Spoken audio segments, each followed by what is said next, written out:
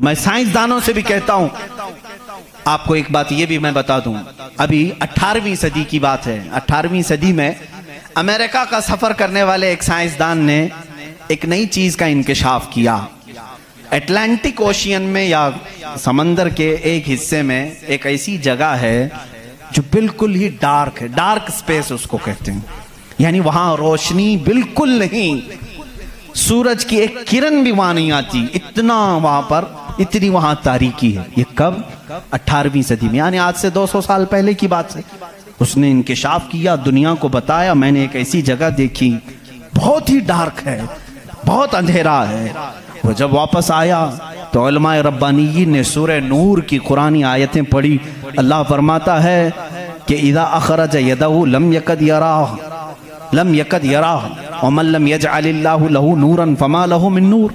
अल्लाह फरमाता है हमने कायनात में एक ऐसी जगह रखी है कि उस पे अंधेरियों पर अंधेरियां हैं, अगर तुम हाथ भी निकालोगे तो हाथ भी नजर नहीं आएगा, हाथ भी नजर नहीं आएगा। ये कहाँ का? ये इल्मुल बहर जिसको कहते हैं, समंदरों का इल्म रखने वाला, जो पूरी जिंदगी समंदरों की खोज में लगा दिया, वो ला करके बताया। उसने सोचा मैं बहुत बड़ा तीर मारा हूं, लेकिन जब बताया कुरान पढ़ने वालों ने कि ये तो कुरान में है, अल्लाह फरमा रहा है एक डार्क स्पेस है कायनात में जहां तुम हाथ भी निकालोगे तो नहीं नजर आएगा, इतना डार्क है।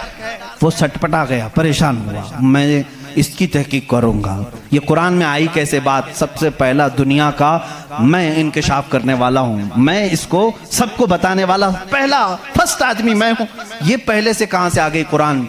फिर वही दो बातें मैं बताता हूं मेरे अजीजों, उसको भी यही झटका लगा कि ये कुरान उस जमाने में नाजिल हुआ जब साइंस का वजूद नहीं था, और उस पर नाजिल हुआ जिसको दुनिया में किसी ने सिखाया नहीं था।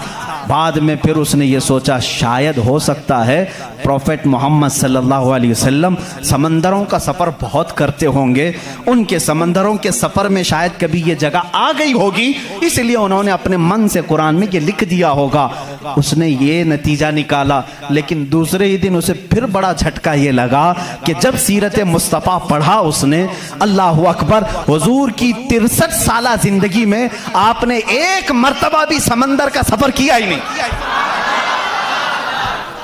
ये बहुत बड़ा झटका लगा कि वो मोहम्मद सल्लल्लाहु अलैहि वसल्लम कभी पूरी जिंदगी में समंदर का सफर किए ही नहीं। मेरे अजीजों, इस बात में गलत फहमी में ना आना कि वह समंदरों को नहीं जानते थे। वो मेराज का सफर करने वाला रसूल समंदरों को जरूर जानता है, लेकिन ये हिकमत इलाही थी कि कभी समंदर के सफर करने का इत्तेफाक नहीं हुआ। अब उसे झटके भर झटका ये लगा जो कभी समंदर को गया ही नहीं, वो अगर अटलांटिक ओशियन में मौजूद डार्क स्पेस को बताता है तो जरूर वो अपने पेट से नहीं बता रहा है, वही उसको बताया होगा जिसने डार्क स्पेस बनाया है। यही अल्लाह रब्बुल इज्जत के वहदानियत की निशानियां हैं, उसके वजूद की निशानियां हैं। कुरान पढ़ो, इसमें बहुत सारी चीजें, जिन्होंने ये इंकशाफ किया कि कुछ समंदरों में ऐसे अल्लाह रब्बुल इज्जत ने बनाया है, वो भी आपको मिल जाएंगे। दो समंदर मिलते हैं और दोनों का रंग अलग है, एक समंदर नीला है, एक समंदर पीला है, दोनों का टेस्ट भी अलग है, इधर का मीठा, इधर का खारा नमकीन है, लेकिन वो बहुत दूर तक मिलते हुए जाते हैं। लेकिन इसका पानी उसमें नहीं आता, उसका पानी इसमें नहीं आता। क्यों नहीं आता? अल्लाह फरमाता मरजल बहरैनी यल्तक़ियान, मरजल बहरैनी यल्तक़ियान बैनहुमा बरज़ख़ुन ला यबग़ियान फ़बिअय्यि आलाइ रब्बिकुमा तुकज़्ज़िबान। उस रब्बे ज़ुल जलाल ने फरमाया हमने दो समंदरों को बहाया है, देखने वालों को ऐसा लगता है कि ये मिल गए हैं, लेकिन हमने उसमें न दिखने वाली एक ऐसी दीवार बनाई है कि इसका पानी उसमें नहीं मिलता, उसका पानी इसमें नहीं मिलता। ये भी कौन से रसूल की जुबान से अल्लाह ताला बता रहा है लोगों को, जो रसूल कभी समंदर का सफर किया ही नहीं। उस रसूल की जुबान से अल्लाह ने दो समंदरों के मिलने की बात की। साइंसदानों, अब तो तुम्हें मानना ही चाहिए कि कुरान रसूल का अपना बयान किया हुआ कलाम नहीं है, उसी का ये कलाम है जिसने समंदरों को इस तरह पैदा किया। कायनात में बहुत सारी चीजें हैं मेरे अजीजों, कुरान, अल्लाह रब्बुल इज़्ज़त का ये कलाम, इतनी ही नहीं, ये तो बड़ी बड़ी निशानियां मैंने कहा, अगर इसकी मारिफत, इसकी खोज में लग जाओगे तो ज़िंदगी तमाम हो जाएगी। मैं तो कहता हूँ अल्लाह ने एक बात ये भी फरमाई है तुम्हारे लिए, वफ़ी अनफुसिकुम अफला तुबसिरून।